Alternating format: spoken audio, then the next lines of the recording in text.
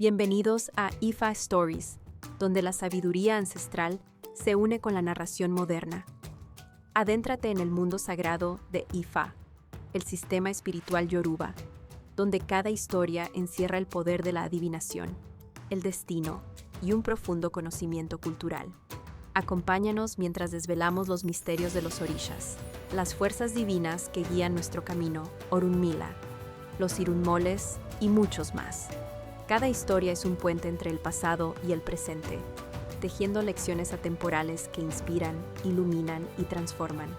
Abraza la sabiduría, honra la tradición y embárcate con nosotros en el corazón de Ifa. Suscríbete ahora y deja que las historias te guíen.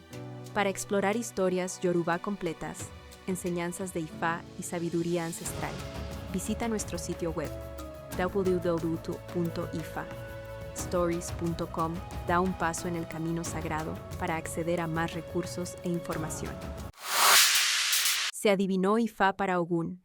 Ogun se estaba preparando para lanzar un ataque contra sus enemigos en la ciudad y decidió consultarse con el awo llamado Mipensen Akodun Koro.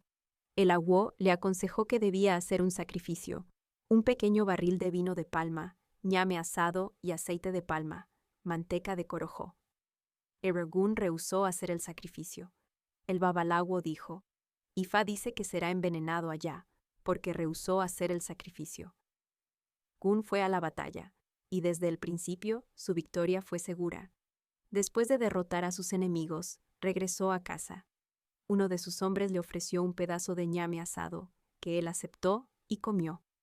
El pedazo de ñame se le atoró en la garganta, y no pudo tragárselo. Perdió la capacidad de hablar y trató de pedir ayuda con las manos, pero nadie lo entendió, y murió. Nota: si hablas con alguien que lleva este odú, probablemente gesticule con las manos y mueva la cabeza.